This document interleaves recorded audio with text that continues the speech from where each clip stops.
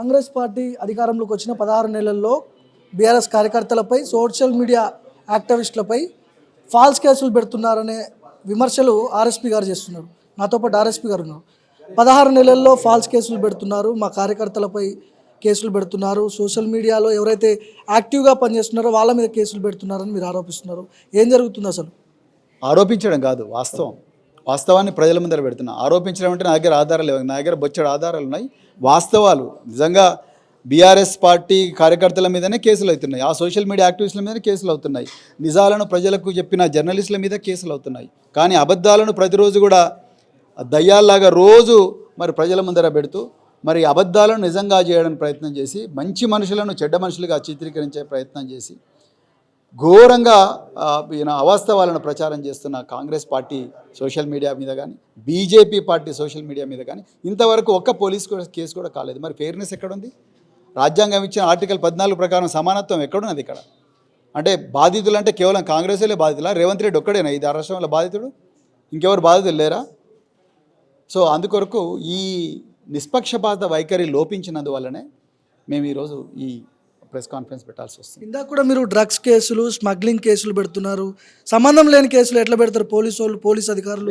పోలీసులకు చట్టం గురించి తెలియకనైనా పోయి ఉండాలి, లేకపోతే వాళ్ళకి బాస్ అయిన హోంమంత్రి ముఖ్యమంత్రి అయిన రేవంత్ రెడ్డికి అసలే చట్టం గురించి లేకనే ఉండాలి. ఆర్టికల్ సెక్షన్ 111 ఆఫ్ బిఎన్ఎస్ ఏం చెప్తా ఉన్నది? ఆర్గనైజ్డ్ క్రైమ్ అంటే కిడ్నాపింగ్, మర్డర్లు, డ్రగ్స్, అదేవిధంగా ఫేక్ కరెన్సీ, అదేవిధంగా మానవులను సరిహద్దులు అక్రమంగా దాటించడం, ప్రాస్టిట్యూషన్ నడిపించడం, ఇవన్నీ కూడా ఆర్గనైజ్ క్రైమ్ కిందకి వస్తాయి. నిజాలను ప్రజల ముందర పెడితే ఆర్గనైజ్ క్రైమ్ ఎట్లయితుంది? రేవతి గారి మీద, దిలీప్ కొంత మీద ఏ బేసిస్ మీద ఆర్గనైజ్ క్రైమ్ సెక్షన్ పెట్టిండు? 111 టోటల్గా తప్పది. అంటే వీళ్ళకి ఏం చేయాలో తెలుస్తలేదు. ఒకవైపు హరీష్ రావు గారు, కేటీఆర్ గారు అసెంబ్లీ సాక్షిగా, మిగతా సీనియర్ నాయకులందరూ కూడా అసెంబ్లీ సాక్షిగా వీళ్ళ అక్రమాలను, వీళ్ళ దోపిడీని యథేచ్ఛగా పట్టపగలే జరుగుతున్న ఈ అన్యాయం, దోపిడీ ఏదైతుందో ఆ దోపిడిని గణాంకాలతో సహా ప్రశ్నించినందుకు వీళ్ళకి ఆన్సర్లు చెప్పడం చేతగాక బయటకు వచ్చి అక్రమంగా కేసులు పెడుతున్నారు. అదే మేము ప్రశ్నిస్తాం. సార్, బీఆర్ఎస్ పై ఒక పెద్ద ఎత్తున విమర్శలు చేస్తున్నారు.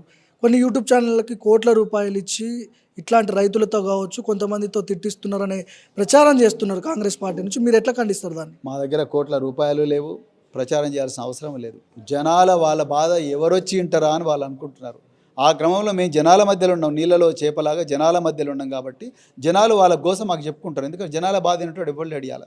ఇవాళ బీఆర్ఎస్ పార్టీ తప్ప ఎవరికి కూడా జనాల బాధలు పడతలేవు.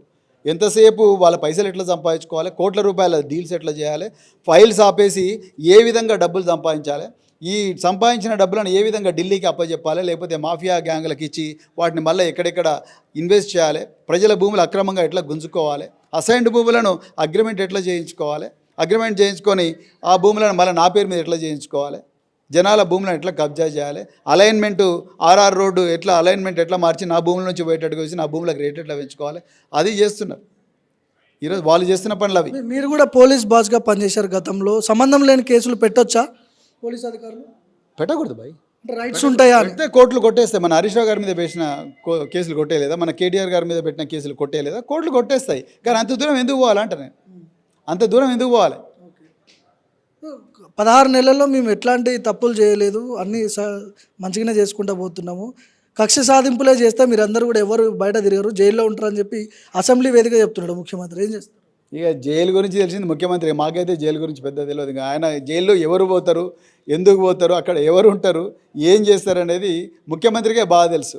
ఇవాళ నిజంగా జైలుకు పోవాల్సిన పార్టీ ఏదైనా ఉందంటే కాంగ్రెస్ పార్టీ. మళ్ళా జైలుకు పంపించాల్సిన వ్యక్తులు ఎవరు ఉన్నారంటే రేవంత్ రెడ్డి మంత్రివర్గంలో అందరు మంత్రులు కూడా ఇవాళ జైలుకు పోవాలి. వీళ్ళ కుంభకోణాలు ఇంకా ఇవాళ ఇది ఓన్లీ ట్రైలర్ మేము చేస్తున్నది.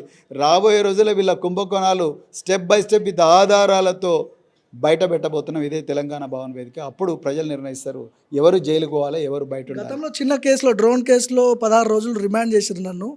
అట్లాంటి పనులు నేను చేయట్లేదు కదా అంటున్నాను. డ్రోన్ కేసులో పోలీసు వాళ్ళు ఇంటికి పోండి సార్ అన్నారు. ఈయన నేను ఇంటికి పోను అని చెప్పేసి పోలీస్ స్టేషన్లో కూర్చొని మళ్ళీ ఏదో సానుభూతి కోసం బెయిల్ పోయింది తప్ప పోలీసు వాళ్ళు పంపించిన కేసు కాదండి. పోలీసు వాళ్ళు నువ్వు బయటికి పోవాయని అయిపోయింది అంటే కూడా ఆయన పోకుండా జైలుకు పోయింది అని చాలామంది మీడియా మిత్రులు నాతో చెప్పారు. ఫాల్స్ కేసులు పెడుతున్నారంటారు కదా, మీరు అధికారంలోకి వచ్చిన తర్వాత వీళ్ళ మీద చర్యలు ఎట్లాంటి జరగకుండా ఉంటాయి? ఫాల్స్ కేసులు పెట్టిన అధికారులకు నేను చేతులు జోడించి వాళ్ళలో ఒక కుటుంబ సభ్యుడిగా నేను మళ్ళీ చెప్తున్నా, దయచేసి మీ సర్వీస్ గురించి ఆలోచించండి. మీరు ట్రాన్స్ఫర్ అయినా రిటైర్ అయినా రికార్డు మాత్రం ఉంటుంది. మీరు రికార్డులు చెడగొట్టినా కోర్టులలో రికార్డులు ఉంటాయి.